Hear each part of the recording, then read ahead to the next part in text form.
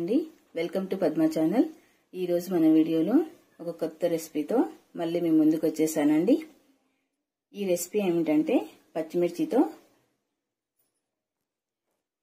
బజ్జీ మిర్చి masala curry prepare చేసుకుందామండి. ఇది ఒకసారి మీరు ట్రై చేశారంటే మళ్ళీ మళ్ళీ చేయాలనిపిస్తుంది మీకు. ఇక లేట్ చేయకుండా వీడియోలోకి వెళ్దామా. ఈ రెసిపీకి కావాల్సిన పదార్థాలు చూసేద్దామండి. పచ్చిమిర్చి, పచ్చిశనగపప్పు, మినప్పప్పు, జీలకర్ర, ధనియాలు, నువ్వులు, చింతపండు, వెల్లుల్లి, ఒక ఆనియన్ సరిపోతుందండి. ఈ కర్రీకి ముందుగా పచ్చిమిర్చిని క్లీన్గా చేసుకొని ఇలా మధ్యలో ఘాటు పెట్టుకోవాలండి. ఈ కర్రీకి కొద్దిగా ఇలా మందపాటి పచ్చిమిర్చి తీసుకోండి.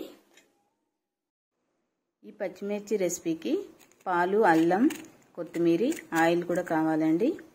ముందుగా పచ్చిమిర్చిని ఇలా ఘాటు తీసి లోపల ఉన్న విత్తనాలన్నీ తీసేసుకోండి. విత్తనాలు లాస్ట్కి మనకి కర్రీకి ఉపయోగపడతాయండి. ఇలా అన్ని మిరపకాయలకి లోపల గింజలు తీసేసి ఇది కూడా తీసేసుకోండి. ఈ పార్ట్ ఇలా రెడీ చేసి పెట్టుకోవాలి.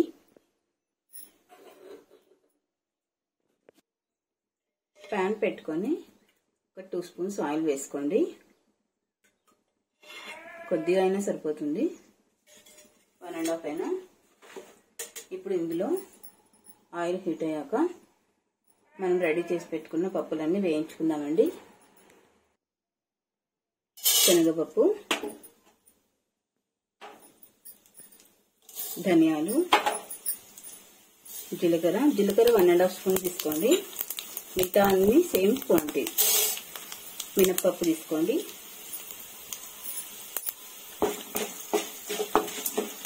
ఇలా వేస్తూ మనం తీసుకున్న చింతపండు, వెల్లుల్లి రెబ్బలు కాస్త ఎక్కువైనా వేసుకోవచ్చు.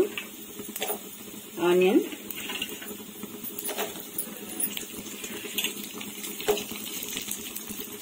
నువ్వులు కూడా వేసి వేయించుకోండి.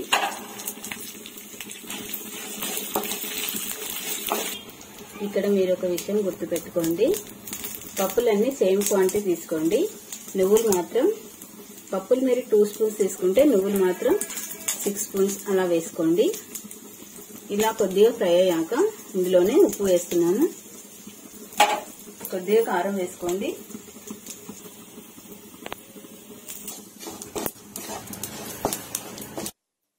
నువ్వులు చిటపటలాడకుండా ఇలా మూత పెట్టేసుకొని వేయించుకోండి.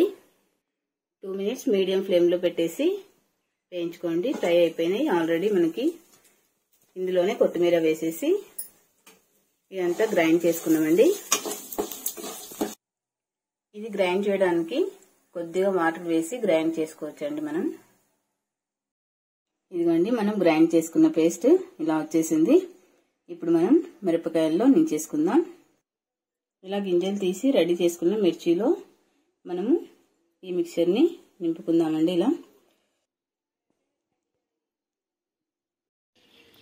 ఇలా నిండుగా కూరండి. ఇది గ్రైండ్ చేసుకునేటప్పుడు మీరు కారం, ఉప్పు అడ్జస్ట్ చేసుకోవచ్చు.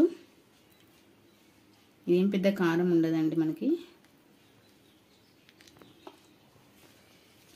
ఇలా అన్ని నించేసుకుందాం. చూసారా, ఇలా అన్ని మిర్చీలకి నింపుకోండి. మనం గుత్తి వంకాయ కర్రీలో నింపుకున్నట్లే ఇలా పచ్చిమిర్చికి ఈ పేస్ట్ని మొత్తం పెట్టేసుకోండి. ఇంకా మనకు పేస్ట్ మిగిలిందండి. ఈ పేస్ట్ మనకు చాలా పని ఉంది, తర్వాత దీని గురించి చెప్తాను. గ్యాస్ ఆన్ చేసి ప్యాన్ పెట్టుకొని ఆయిల్ వేసుకోండి. మనకి పేస్ట్ మిగిలింది కదండి, దాన్ని మిర్చి బజ్జీలో కూడా వాడచ్చండి. చాలా టేస్ట్ ఉంటాయి. ఒకసారి ట్రై చేయండి. ఆయిల్ హీట్ అయ్యాక మనం నింపుకున్న మిర్చిని ఆయిల్లో పెట్టేసుకోండి. ఇప్పుడు ఈ గింజల్ని కూడా అందులో వేసేసుకోండి. ఇది ఒక 10 to 12 మినిట్స్ బాగా ఉడికించుకోవాలండి. కానీ మనం స్టవ్ని మీడియం ఫ్లేమ్ కాదండి, చాలా లో ఫ్లేమ్లో పెట్టుకోవాలి. మూత పెట్టేసి 10 to 12 మినిట్స్ ఉడికించుకోండి. మధ్య మధ్యలో ఇలా కలుపుతూ ఉడికించుకోండి.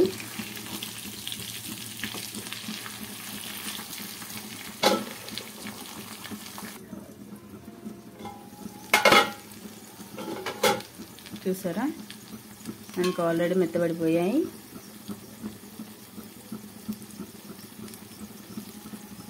సో అప్పుడే ఆయిల్ మనకు పైకి వచ్చేస్తుంది చూడండి. కొత్తగా వంట నేర్చుకునే వాళ్ళకైతే ఇలా తెలుస్తుంది. కలర్ కూడా మిర్చి చేంజ్ అయిపోతుంది. ఇప్పుడు మనం మిక్సీ పట్టుకున్న పేస్ట్ని పాలల్లో కలుపుకొని వేసుకున్నామండి. నేను ఈ పేస్ట్ని మిక్సీ పట్టేటప్పుడు అల్లం వేసుకోలేదండి, ఎందుకంటే నా దగ్గర అల్లం మిక్సీ పట్టిన పేస్ట్ ఉంది, అది వేసుకున్నాను. ఇప్పుడు ఈ పేస్ట్ అంతా పాలల్లో కలుపుకొని వేసుకుందామండి కర్రీలో. తినేటప్పుడు మాత్రం మనకి పాలు వేసినట్టు అస్సలు అనిపించదండి. ఈ పేస్ట్ పెరుగులో వేసి కలుపుదామంటే మనం చింతపండు వేసుకున్నాం కదండి, పుల్లగా అయిపోతుంది కర్రీ. సో పాలు బెటర్.